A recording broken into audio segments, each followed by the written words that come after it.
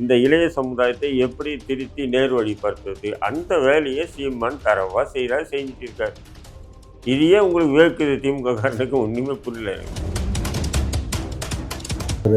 ஆடு மாடு முள் கல் மரம் மிதியம் பூச்சி புழு எல்லாத்துக்குமே நான் மாநாடு நடத்தட்டும். அவர் மனிதர்களை வைத்து மாநாடு நடத்தினா தான் அவர் ஆட்சிக்கு வர முடியும். அதை அவருக்கு கொஞ்சம் சொல்லுங்கள். இப்போ அதிமுகவும் இருக்கட்டும் திமுகவும் இருக்கட்டும் பார்த்தீங்கன்னா, இப்போ நான் 210 ஜெயிப்பேன் அப்படின்னு சொல்லி அதிமுக சொல்றாங்க. திமுக நாங்கள் 234 தொகுதியும் ஜெயிப்போம் அப்படின்லாம் பேசிட்டு இருக்காங்க.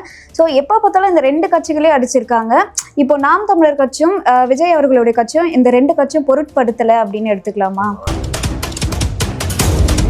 திமுகவும் ஜாதி அரசியல் தான் பண்ணிட்டு இருக்காங்க. தேர்தல்னாலே ஜாதி அரசியல் தான்மா. தேர்தலில் ஜாதி அரசியல் இல்லாமல் யாரும் வெற்றி பெற முடியாது. எந்த ஜாதி எந்த இடத்துல இருக்கோ அதிகமா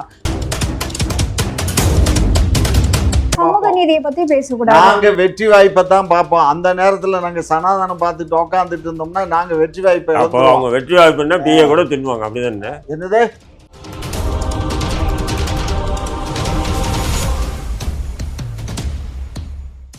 இப்போ அதாவது 2026 தேர்தலுக்காக நிறைய கட்சிகள் பிரச்சாரம்லாம் பண்ணிட்டு இருக்காங்க. ஆனா சீமான் அவர்கள் அந்த மாதிரி பண்ணாம மலைகளுக்கு, கடல், ஆறுக்கு இது எல்லாத்துக்கும் மாநாடு நடத்த போறதா சொல்லியிருக்காரு. இதுக்கு காரணம் என்ன? கட்சிகள் எல்லாமே மக்களை சந்திச்சு ஓட்டு எனக்கு போடுங்கன்னு ஓட்டு பிச்சை எடுத்துட்டு கிடக்குறாங்க. சீமானை பொறுத்தவரையிலும் மக்கள் பிரச்சனை என்னவோ அதை தீர்க்கறதுக்கு உண்டான வழியை பார்ப்போம். மக்களா பார்த்து நமக்கு ஓட்டு போட்டோம்னு நினைக்கிறாரு. இவ்வளவுதான் வித்தியாசம். ஸோ இதுக்காக மட்டும்தான் நீங்க வேற என்ன? இவங்க என்னன்னா மக்களை பாருங்க, அவன் இப்ப திமுக அப்படி செய்யறாங்க, அண்ணா திமுக அப்படி செய்யறாங்க, திமுகவும் இவனுக்கு 2 பேரும் இப்படி செய்யறாங்க, டிவிக்கும் இப்படிதான் இவங்க மக்கள் சந்திப்பு நடத்திட்டு இருக்காங்க. ரோட் ஷோ, மக்கள் சந்திப்பு என்னென்னவோ நடத்திட்டு இருக்காங்கன்னு வைங்க. இதுக்கு நடப்புற மக்கள் பிரச்சனை என்ன, வருங்கால தமிழகத்தினுடைய காக்கிறதுக்கு உண்டான வழிவகைகள் என்ன, இந்த இளைய சமுதாயத்தை எப்படி திருத்தி நேர்வழிப்படுத்துறது, அந்த வேலையை சீமான் தரவா செய்கிறார், செஞ்சுட்டு இருக்காரு. இதையே உங்களுக்கு வேர்க்குது திமுக காரனுக்கு ஒண்ணுமே புரியல எனக்கு. இதை பத்தி உங்களோட கருத்து? அதாவது ஆறு கடலுக்கெல்லாம் மாநாடு, ஆடு மாடு முள் கல் மரம் மிதியம் பூச்சி புழு எல்லாத்துக்குமே நான் மாநாடு நடத்தட்டும். அவர் மனிதர்களை வைத்து மாநாடு நடத்தினா தான் அவர் ஆட்சிக்கு வர முடியும். அதை அவருக்கு கொஞ்சம் சொல்லுங்க. மனிதர்களை வைத்து தான் மாநாடு நடத்தினாதான் ஓட்டு கிடைக்கும் அப்படின்ற மாதிரி சொல்றாரு. அவங்களுக்கு அது தெரிஞ்சது. ஆனால் மனிதர்களுக்கு தேவையான பொருட்கள் விஷயத்துக்காக நாம் மாநாடிப்போம். மரத்தினுடைய மாநாடு நடத்தினா மரங்களா கேட்குது, லூஸுங்களா? நானே சொல்கிறேன், மரங்களை மாநாடு நடத்தி மரங்கள் மக்களுக்கு உண்டான நன்மைகளை எப்படி கொடுக்குது, அந்த மரங்களை அழிக்கிறதுக்கு உண்டான அரச பயங்கரவாதம் ஒவ்வொரு காலகட்டத்திலும் எப்படி மரங்களை அடித்து காடுகளை அடித்து கனிம வளங்களை கொள்ளையடிப்பது பற்றிய முழு விளக்கத்தை உரையாற்றுறாரு. அப்படி இருக்கும்போது இன்றைய இளைய சமுதாயம் தெளிவு பெறுந்தோன்னா நாளை மரம் வெற்றியோ அந்த இயற்கை கனிம வளங்களை கொள்ளையடிப்பதை தடுப்பதற்கோ அரணா இருப்பாங்க அப்படின்ற ஒரு எண்ணத்தில் தான் செயல்படுறாரு, இல்லையா? மழை சார்ந்த விஷயங்களுக்கு போகிறாருன்னா அதுக்குதான். மழைன்னா சீமான் பேசுறதா கேட்குது இல்லை, அந்த மழையினுடைய நன்மைகளை பற்றி பொதுமக்கள் மத்தியில் கொண்டு போகிறதுக்கு தான், அது பொது விவாத பொருள் ஆக்கிறதுக்கு தான். எல்லாமே அப்படி தான். கல்லறுக்கும் போராட்டம் செஞ்சால் அதுக்குன்னு சொன்னால் இருக்கிறவங்களாம் குடிச்சிட்டு இருங்கடான்னு நான் சொல்கிறது இல்லை. டாஸ்மாக் என்ற ஒரு கொடிய பயங்கரவாதம் தமிழ்நாட்டில் இருந்துட்டு அதனால் இளைஞர்கள், மாணவர்கள், மாணவிகள் உட்பட எல்லாமே போதையில் தள்ளாடுறாங்க. அப்போ அதை ஒழிக்கணும்னா என்ன பண்ணுறது? ஒரு கோடு இருக்குன்னா அது கோடை அழிக்க முடியாது, பக்கத்தில் ஒரு பெரிய கோடாக போடணும். அதுக்கு அந்த என்ன பண்ணுறாரு, கல்லறுக்கும் போராட்டம் என்றாரு. அப்போ விவாத பொருளாக எல்லாமே அப்படி தான். ஆடு மாடுகளில் மேய்ப்பதோ ஆடு மாடுகள் வளர்ப்பதோ அது ஒரு கேவலமான அசிங்கமான தொழில் இல்லை. அது நம் மண்ணுக்கு மக்களுக்கான ஒரு தேவை அப்படின்னு சொல்லிட்டு அதை பற்றி ஒரு விரிவான இப்படி தான் நம்ம அவருடைய எல்லா இதுவும் இருக்குது. ஆனால் இவங்க ஓட்டு அரசியலுக்காக பணத்தை வச்சுருக்காங்க, ஓட்டு அரசியலுக்காக இவங்க அப்படி நடத்துவாங்க. அவர்கிட்ட பணமும் இல்லை, அதே நேரத்தில் அவர் ஓட்டு அரசியலுக்காக இருந்தாலும் அதே நேரத்தில் மக்களுடைய நலன் சார்ந்த அரசியலை முன்னெடுத்திருக்காரு. அதனால் அப்படி தான் தெரியும் உங்களுக்கு. இப்போ அதிமுகவும் இருக்கட்டும் திமுகவும் இருக்கட்டும் பார்த்தீங்கன்னா இப்போ நான் வந்து 210 ஜெயிப்பேன் அப்படின்னு சொல்லி அதிமுக சொல்றாங்க. திமுக வந்து நாங்க 234 தொகுதியிலும் ஜெயிப்போம் அப்படின்லாம் பேசிட்டு இருக்காங்க. ஸோ எப்போ பார்த்தாலும் இந்த ரெண்டு கட்சிகளே அடிச்சிருக்காங்க. இப்போ நாம் தமிழர் கட்சியும் விஜய் அவர்களுடைய கட்சியும் இந்த ரெண்டு கட்சியும் பொருட்படுத்தலை அப்படின்னு எடுத்துக்கலாமா? நம்ம ஆளுங்கட்சி எதிர்கட்சி அவங்க அப்படி தான் பேசுவாங்க. ஆளுங்கட்சி என்ன பண்ணும், அப்துபா பாருன்னு சொல்லி பிஜேபி பேசி போன தேர்தலில் பேசினாங்க. அதேமாரி வந்து பேச தான் செய்வாங்க. அது ஒவ்வொரு கட்சியும் வந்து நாங்கள் தான் முதல்வர் வேட்பாளர், நான் தான் ஜெயிப்போம் அப்படின்னு சொல்லி பேசுறது தப்பாக நம்ம சொல்ல முடியாது. திமுகவுக்கும் உரிமை இருக்குது, அதிமுக உரிமை இருக்குது, டிவிகேக்கும். ஏன் விஜய் இப்போ வந்தவன் அவனே நினைக்கிறானா இல்லையா? அப்படிங்கும்போது திமுக அதிமுக நினைக்கிறது என்ன இருக்குது, நாம் தமிழ் கட்சி நினைக்கிறது என்ன இருக்குது? எல்லாருக்கும் உரிமை இருக்குது. ஏன் போன வாட்டி பேட்டரி தூக்கிட்டு சுற்றின கமலஹாசன் கூட முதல்வர் ரேஞ்சில் தான் சுற்றிட்டு இருந்தாரா இல்லையா? தேர்தல் முடிஞ்ச உடனே தானே ஒரு எம்பி சீட்டுக்காக போய் திமுக கிட்ட அடிமையானார். ஏங்க ஒரு கட்சியை கொண்டு போய் இன்னொரு கட்சியில வந்து கூட்டணிக்கு போனாக்கா அடிமை ஆயிட்டாருன்னு அர்த்தமா? இல்லை ஏன் சொல்கிறேன்டா, நீங்க நான் இப்படி திடு தப்பமா பேசுறீங்க? இல்லை அவர் உங்களுக்கு தானே என்ன தேர்தலுக்கு முன்னாடி எப்படி பேசினாரு? பேசுனா என்னங்க? ஊழலை அரசியல் தானுங்க. கேளுங்க, ஊழலை ஒழிப்பேன், சும்மா வாரிசு அரசியலை ஒழிப்பேன், ஊழலையும் ஒழிப்பேன், வாரிசு அரசியல், இது ரெண்டுமே திமுக கிட்டே தான். நம்ம அதை பத்தி செய்தியாளர்கள் கேட்கும்போது கூட ஒரு நிமிஷம் கூட நிக்கல, அப்படியே உடனே கிளம்பி ஓடிட்டு இருக்கு. அப்போ இந்த ரெண்டு விஷயத்தை முன் வச்சு தான் பேட்டரியால் டிவியெல்லாம் உடைச்சார் கோபத்தில். பார்த்தீங்களா இல்லையா? போன வாட்டி எலெக்ஷன் முடிஞ்ச ஒரு 10 கோடி ரூபாய் ரெட்ஜெண்ட் மூவி மூலிமா வந்து அவருடைய படத்தை 10 கோடி ரூபாய் எக்ஸ்ட்ரா கொடுத்து இவன் உதயநிதி ஸ்டாலின் வாங்கிட்டான். என் உலகத்திலே நான் பார்த்த ஒரு மன்மதன் இவனை தவிர வேறு யாரும் இல்லைன்ட்டு உதயநிதியை கட்டிப்பிடிச்சு முத்தம் கொடுத்தாரு. பார்த்தீங்களா இல்லையா? அதெல்லாம் ஒரு 10 கோடிக்கு 10 கோடிக்கு நீ இந்த அளவுக்கு கீழே இறங்குறேன்னா, ஒரு காலம் அன்னைக்கு மக்கள் உன்னை தேர்ந்தெடுத்து முதல்வர் ஆக்கியிருந்தாங்கன்னா நீ தமிழ்நாட்டை விட்டுட்டு போயிட்டே இருப்ப இல்லையா? அதே நிலை தான் விஜயை தான் பார்க்க முடியும். புரியுதுங்களா? என்னுடைய பார்வையில் விஜயெல்லாம் ஒரு போட்டியாளர். நீ அங்கங்கே பேனர் வச்சுருக்க, அங்கங்கே அது வச்சிருக்கு, அதெல்லாம் திமுக அதிமுக நாம் தமிழ் கட்சி இதுதான் போட்டியா தமிழகத்தில். ஆனா என்னுடைய விஜய் பார்வையில் பின்னாடி வந்து இளைஞர்கள் கூட்டம் அதிகமா இருக்கு அப்படின்ற ஒரு கணிப்பு இருக்கு இல்லையா? சினிமா விளம்பரம் இது இருக்குல்ல, மோகம், அந்த சினிமா பிரபலம்ன்றது ஒன்று இருக்குது. அது விஜய்க்கு மட்டுமா இருக்குது? இப்போ உதயநிதியை வந்து சொல்றாரு. அவர் என்ன சொல்றாரு அப்படின்னு பார்த்தீங்கன்னா, நாங்க ஜெயிக்கிறதுக்கு காரணமே வந்து எடப்பாடின்னு தான் சொல்றாரு. ஏன் அப்படி சொல்றாருன்னு பார்த்தீங்கன்னா, எடப்பாடி இருக்கிற வரைக்கும் அதிமுக உருப்படாது அப்படின்ற ஒரு பாணியில அதை சொல்லியிருக்காரு. அவருக்கு உதயநிதி ஸ்டாலினுக்கு வந்து வாய் வந்து நம்ம எப்படி வேணாலும் ரொம்ப பேசலாம். நீளமா இல்லை சொல்லுங்க. இல்லை, எப்படி வேணாலும் பேசலாம். எப்படின்னா ஒரு மேடையில் நின்று பேசுவார், சனாதனத்தை ஒழிக்கணும் அடிக்கணும்னு சொல்லக்கூடாது, ஒழிக்கணும்னு சொல்லக்கூடாது, அழிச்சே எடுக்கணும் அப்படின்வாரு. இன்னொரு பக்கம் வந்து பார்த்தசாரதி கோயிலில் போய் அன்னதானம் காலையில் தொடங்கி வைக்கிறாரு, அதுல என்ன தப்பு? அன்னதானத்துக்கு நான் தப்புன்னு சொல்ல. பார்த்தசாரதி கோயிலில் போய் அன்னதானம் துவங்கி வைக்கிறிய, அதனால அது என்னங்க? சனாதனத்தின் உட்கூறுகள் அட தானே. ஏங்க நீங்க வர சாப்பாடு போடுறது எங்க போட்டான்னா, கோயில்ல போட்டான்னா, வீட்டுல போட்டான்னா, எங்க போட்டாலும் போய் பாரியா ஆரம்பிக்கலாம். பாரியா அவர் வந்து ஒரு துணை முதலமைச்சர்னா அவர் மக்களுக்கானவர், அப்போ மக்களுக்காக அந்த வந்து மன்னகடி பண்றாரு. அந்த மயிருக்கு போயிட்டு நீங்கள் வந்து சனாதனத்தை ஏன் ஒழிக்கணும்? ஏ, நீங்கள் ஒரு முதல்வர், நீ சனாதனங்கிறது அனைவருக்கும் வேற, ஆனால் இது சொல்கிறேன், வேறங்க. நீங்கள் ஒரு முதல்வர், நீங்கள் அனைவருக்குமானவர், நீங்கள் கோயிலுக்கு எதுக்காக போறது போய் சனாதனத்தை சனாதனமாகாதுங்க. ஒழிக்கணும் அடிக்கணும்னு சொல்லி பேசணும்ன்ற நான். அத்தா அத்தா நீங்க கொஞ்சம் புரிஞ்சுக்கோங்க. கோவிலுக்கு போறது சனாதனமாகாது. சனாதனம் என்பது அந்த ஏற்றத்தாழ்வு, மனித இனத்தில் வந்து ஏற்றத்தாழ்வு தான் நாங்க சனாதனமா பார்க்கிறோமே தவிர, கோயில்களுக்கு போறது குளங்களுக்கு போறதை நாங்க நினைக்கல. அப்படின்னா எங்க வீட்டு ஆட்களே கோயில் குளத்துக்கெல்லாம் போறாங்கல்ல, அதுக்காக நாங்க தவறுன்னு சொல்லல. புரிஞ்சுக்கோங்க. ஏற்றத்தாழ்வு, இவன் சரஸ்ல பிறந்தவன், இவன் புட்டத்துல பிறந்தவன், தொடையில பிறந்தவன், பாதத்துல பிறந்தவன், அப்படி 4 வர்ணங்களை பிரிச்சு சொல்றதான் நாங்க ஏத்துக்க முடியாது. அப்போ அதைத்தான் நாங்க ஆர் ஏத்துக்கிறோம். ராசாவை பொதுச் செயலாளர் ஆக்கிவீங்களா திமுகவில்? இப்ப அவர் தான் துணை பொதுச் செயலாளருங்க. அடுத்து அவர் பொதுச் தானே செயலாளர் வருவாரு. ஆக்குவீங்களா? அடுத்து அவர் தாங்க பொதுச் செயலாளர். இப்ப பொதுச் செயலாளர் முதல்வர் வேட்பாளராக இருப்பீங்களா? சார், அவர் பொதுச் செயலாளர் இருக்காருல்ல, அதுக்கு அடுத்த பொதுச் செயலாளர் இல்லை அவர் தனி தான் தொகுதி வருவாரு. கொடுக்காம வந்து பொது தொகுதியில் கொடுப்பீங்களா எது? அவருக்கு? என்னது? தனி தொகுதியில் கொடுக்காம பொது தொகுதியை அது கொடுப்பீங்க? எதுக்கு உங்களுக்கு? எங்க கட்சியில நாங்க எப்படி வேணாலும் பாரியா, பண்ணிப்போம். இப்படி அது போனா நீங்க இப்படி, தலையிட இப்படி வந்தா வேண்டியதில்லை. அப்படி என்ன சொல்ற? இங்க இவர்தானே என்ன பாருங்க, சொன்னாரு? பொது தொகுதியில சனாதனம் என்பது ஏங்க ஏற்றத்தாழ்வு எங்களுக்கு கூடாது. அங்க வெற்றி வாய்ப்புக்கு உரிய கேண்டிடேட் இல்லைங்கும் போது இவரை அதாவது நாங்க சனாதனம் நிப்பாட்டுறோம். என்பது கோயிலுக்கு போறதா அதெல்லாம் நாங்க தடுக்கிறோம், ஏற்றத்தாழ்வு தான் நான் தடுக்கிறோம், அதுக்கு தான் சனாதனத்தை நாங்க எதிர்க்கிறோம்னு சொல்றேன். நம்ம ஆமா அதே நபரையும் வந்து நீங்கள் பொது தொகுதியில் கொடுப்பீங்களான்னு சொன்னால் அது எங்கள் கட்சி விவகாரம். ஏங்க பொது தொகுதியில கொடுக்கணும்னா எத்தனை பேர் பொது தொகுதியில நிக்காமலா இதுல இருக்காங்க? இருந்து திமுகவும் ஜாதி அரசியல் தான் பண்ணிட்டு இருக்காங்க. ஏம்மா, தேர்தல்னாலே ஜாதி அரசியல் தான்மா. தேர்தல்ல ஜாதி அரசியல் இல்லாம யாரும் வெற்றி பெற முடியாது. எந்த ஜாதி எந்த இடத்துல இருக்கோ அதிகமா. இப்ப உங்க இவரு ராமதாஸ் பண்றது என்ன பண்றாரு? அப்ப அவர் என்ன ஜாதி மயிருக்கு கட்சியை நீங்க வச்சுட்டாரு. சமூக நீதி அரசுன்றீங்க. சமூக நான் நீதி என்ன சொல்றேன்? நாங்க முயற்சிக்கிறோம். நான் என்ன இங்க சொல்றேன்? பாருங்க, நீங்க சும்மா இந்த சொல்லிட்டாரு. வேலையெல்லாம் வச்சுக்க கூடாது. முயற்சி பண்றோம். என்ன முயற்சி பண்றீங்க? சனாதானத்துக்கு நாங்க எதிரா நாங்க முயற்சி பண்றோம். என்ன எல்லாம் என்ன ஒற்றுமையா, எல்லா ஜாதி மக்கள் எல்லாம் மேல் ஜாதி கீழ் ஜாதி இல்லாம எல்லா ஜாதியும் ஒரே ஜாதி, ஒரே மக்கள், ஒரே இனம், ஒரே ரத்தம் அப்படின்னு நாங்க வர்றோம். எங்க கான்செப்டே ஒரே ரத்தம் ஒரே மக்கள். அதான் எங்க கான்செப்ட். புரிஞ்சுக்கோங்க. எப்படி பாஜக சொல்ற மாதிரி ஒரே நாடு ஒரே மொழி ஒரே மதம் இருக்கு. அவன் ஒரே நாடு ஒரே மொழின்னு அவன் சொல்றது அது கிசும்புத்தனம். நாங்க ஒரே நாடு ஒரே மொழின்னு சொல்ல. எங்க மக்கள் எல்லாம் ஒரே இனம்னு நாங்க சொல்றோம். எங்க ஜாதி எங்களுக்குள் ஏற்றத்தாழ்வு இல்ல எங்களுக்குள்ள. ஆனா உங்களை மாதிரி ஆளுகளுக்கு துருப்பிடிச்சு போய் இன்னும் அதை விட்டு வெளியில வர ஏற்றத்தாழ்வு இல்லைன்னு சொல்லதான் இப்படி வேட்பாளரை உட்கார வச்சு திமுக தலைவர் எல்லாம் உட்காந்துட்டு எந்த தொகுதி இந்த தொகுதியா எந்த சமூக வாக்குகள் அங்கே இருக்கு, நீ என்ன சமூகம் அப்படின்னு கேட்டு தானே இவங்க சீட்டை தராங்க.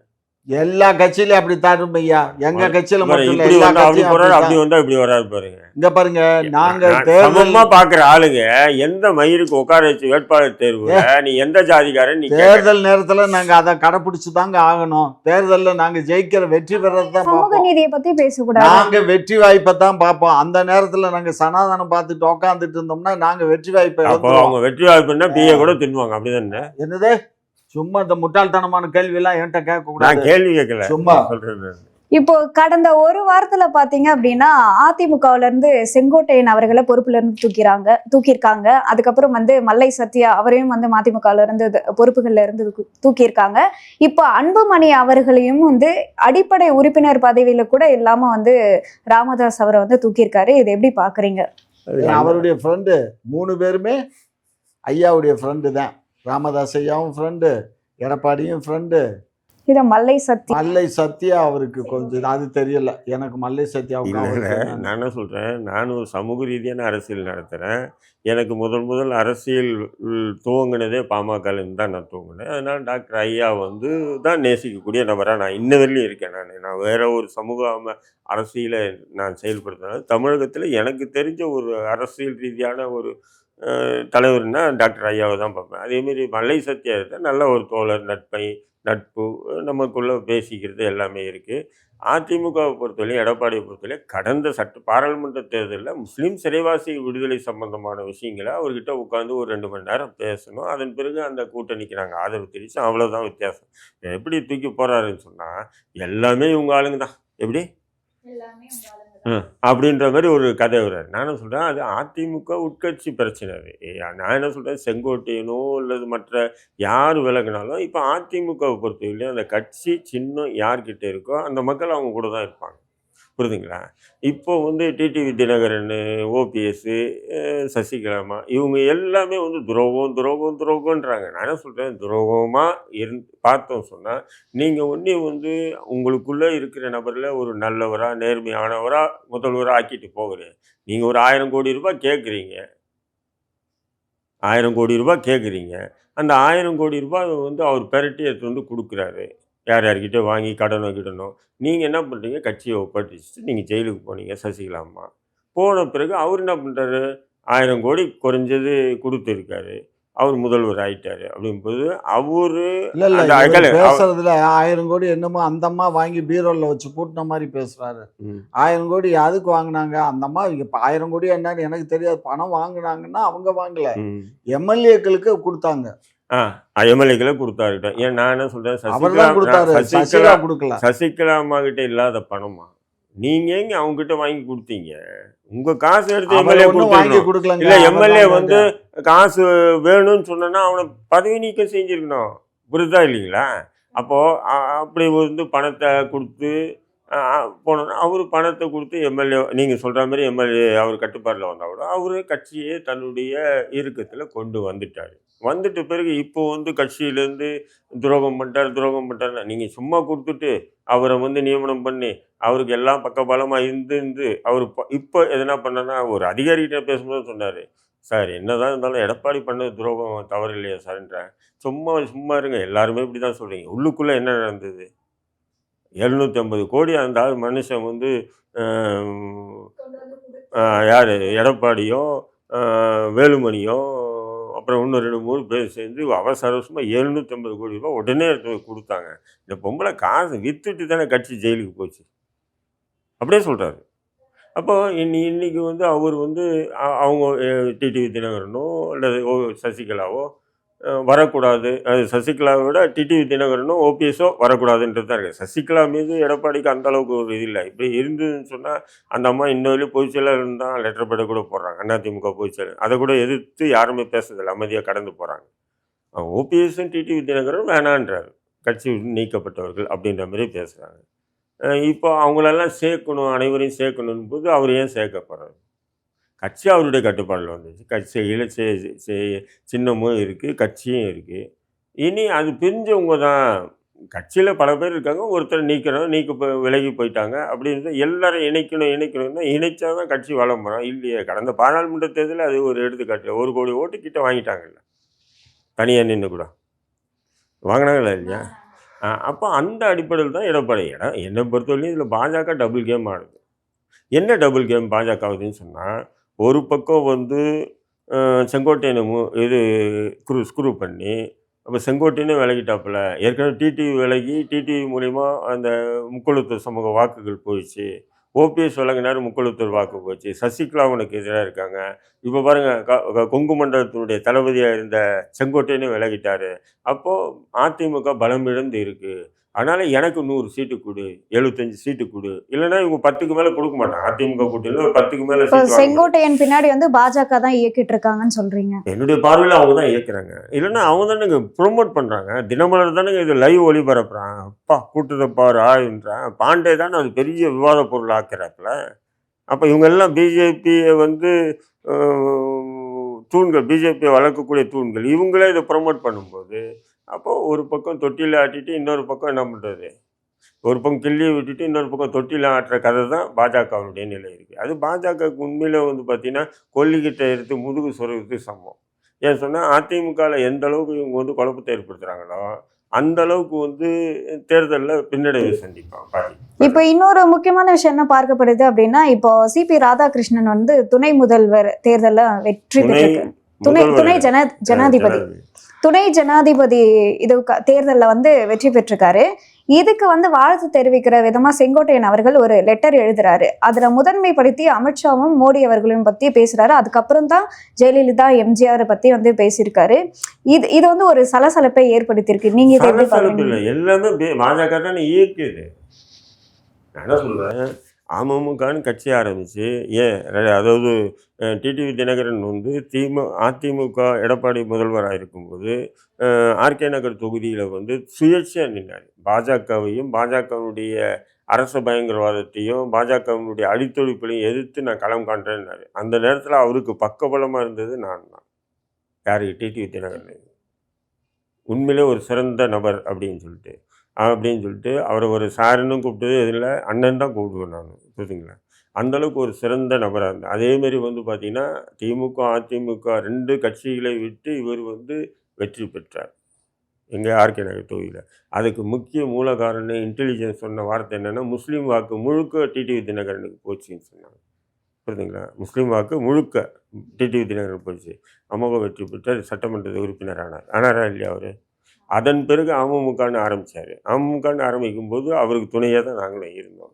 ஏன்னா பாஜக எதிர்ப்பு இல்லை. பாஜக எதிர்ப்பை விட்டுட்டு அவர் எப்போ பாஜக ஆதரவு நிலைப்பாடு எடுத்தாரோ அவரை எதிர்த்து பேச வேண்டிய சூழ்நிலைக்கு நாங்கள் தள்ளப்போம். இதுதான் சிம்பிள் லாஜிக், புரியுதுங்களா?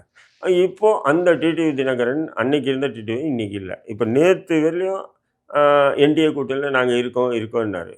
இப்போது வந்து பார்த்தீங்கன்னு சொன்னால் இவர் எடப்பாடி வந்து என்டிஏ கூட்டணியில் இவரை சேர்க்கவும் மாட்டேன்னு முடிவு எடுத்த பிறகு இப்போ இவராக விலகி வந்துட்டார். இப்போ என்ன சொல்கிறாரு, நாங்கள் சேரணும்னு சொன்னால் முதல்வர் வேட்பாளராக எடப்பாடி இருக்கக்கூடாதுன்றார். நீங்கள் முதல்ல, அதாவது என்டிஏ கூட்டணி அமித்ஷா உட்காந்து பேசினார் பார்த்தீங்களா? பேசும்போதே என்டிஏ கூட்டணிக்கு தலைமை எடப்பாடி இருந்தால் நாங்கள் வந்து இந்த கூட்டணியில் இருக்க மாட்டோம்னு அன்றைக்கே இவர் டிடிவி தினகரன் வந்திருந்தா அது அரசியல் இல்லையா? இன்னைக்கு உங்களை சேர்க்க மாட்டேன்னு சொல்லி எடப்பாடி சொல்லி நீங்கள் விலகிட்டு அதுக்கப்புறம் நீங்கள் இந்த டயலாக் நீங்களும் ஓபிஎஸும் வைக்கிறீங்கன்னு சொன்னால் இது எந்த ஒரு கீழ்த்தரமான அரசியலை தெரியுதா இல்லையா? கண்டிப்பா.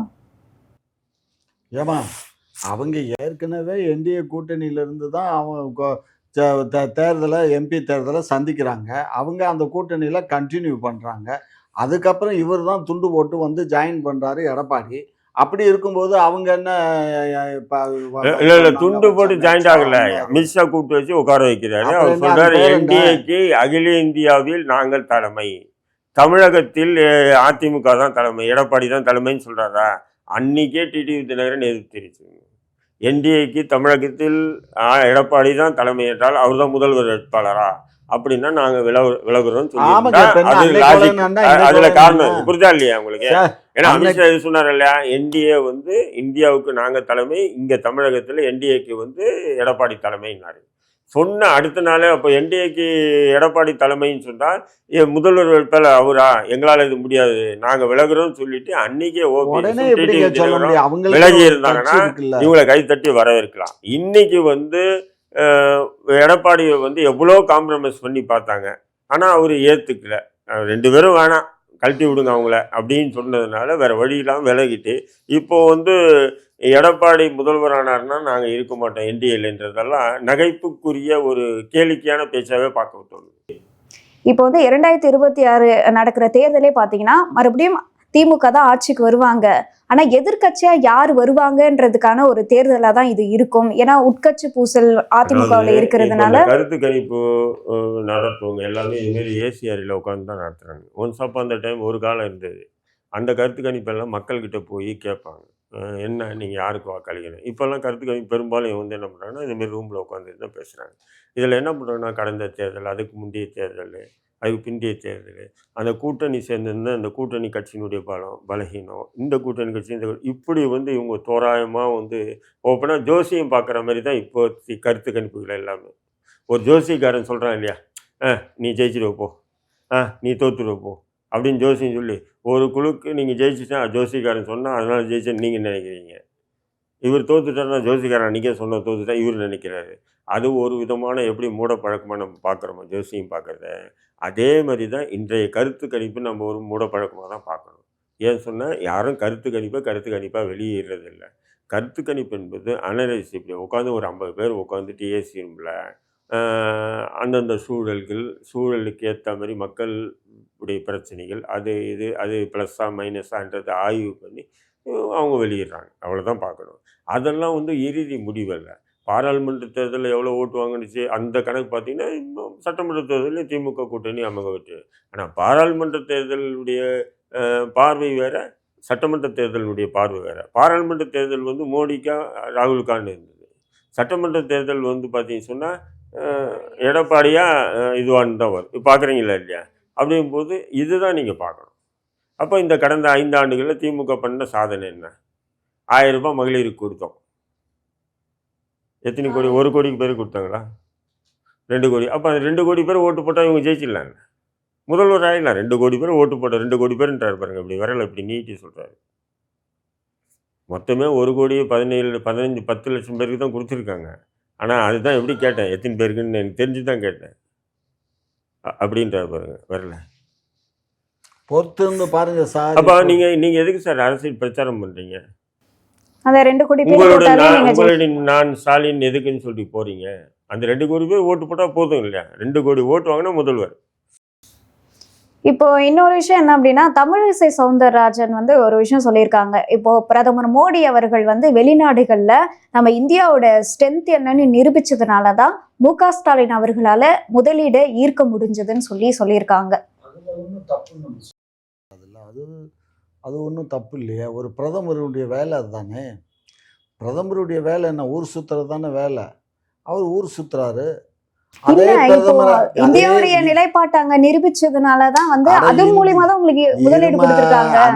அது நிரூபிக்கலைங்கிறது அது இருக்கட்டும். பிரதமருக்கு அதுதான் வேலை. ஒட்டுமொத்த இந்தியாவினுடைய கொள்கைகளையும் அது கோட்பாடுகளையும் இந்தியாவை பற்றிய பிற நாடுகளில் அதை உயர்த்தி பிடிக்கிறது தான் அவருடைய வேலை. அப்படி உயர்த்தி பிடிச்சதனுடைய காரணம் தான் இன்னைக்கு 3,00,000 பேர் வேலை இழந்துட்டு இருக்கான் திருப்பூரில் மட்டும். சரியா? ஏன் அது அங்கே வேலை செய்யலை? இந்த ஜெர்மனுக்கு இந்த அம்மா பேசுதில்ல, இது அமெரிக்காவுக்கும் ஏற்புடையது தானே. அமெரிக்காவும் உயர்த்தி பிடிச்சாருல்ல, ஏன் அமெரிக்காவில் நம்ம பொருளை வாங்காமல் இன்னைக்கு திருப்பி அனுப்பிச்சு 3,00,000 பேர் வேலை இல்லாமல் இன்னைக்கு ரோட்டில் உட்காந்துட்டானே, என்ன பண்ணுவ? அதே மாதிரி அமெரிக்காவில் இருக்க தமிழனும் இந்தியாவில் இருக்க போனவன் பூரா அங்கேருந்து இப்போ சரியா வந்துட்டு இருக்காங்க. சரி செய்யற விதமா தான் நிறைய விஷயங்கள் வந்து ஏற்பாடு செய்யறதுக்காக ஆலோசனை எல்லாம் போயிட்டு பொண்டாட்டியை இருக்கு. தீர்த்து விட்டு இன்னொரு பொண்டாட்டியை கட்டுற அன்னைக்கு அப்புறம் பார்ப்போம். பொண்டாட்டியே கொடுக்க மாட்டேன்ட்டாங்க, 2வது பொண்டாட்டியாவே கொடுப்பேன். பார்த்துருக்கேன். கல்யாணம் பண்ணும்போது ஒரு பொண்டாட்டி இருக்கும்போது இன்னொரு பொண்டாட்டியை டைவர்ஸ் பண்ணிட்டு 2வது பொண்டாட்டி தேடுனா எங்கே போய் தேட முடியும்? அது மாதிரி தான் இந்த நிலைமை இருக்கிறத. அவன் கூட சண்டை போடாமல் ஒழுக்கமாக இருந்திருந்தா ஒழுக்கமாக இருந்திருக்கும். ஒழுக்கத்தை மீறினதுனால தானே அவன் அமெரிக்கா கூட சண்டை போட்டுக்கிட்டான். அது 50% நான் 100% ஆக்க போகிறேங்கிறான் அந்த ட்ரம்ப்பு சொல்கிறார் அந்த ஆள். ஏன் அதாவது இந்த அம்மா ஜெர்மனுக்கு மட்டும் இதை சொல்றியே, ஏன் அமெரிக்காவுக்கு சொல்லலைங்கிறது தான் என்னுடைய கேள்வி. புரியுதா? இன்னைக்கு வேலை வாய்ப்பை இழந்து மக்கள் நிற்கிறான்னா யாரால? மோடியால் தான்.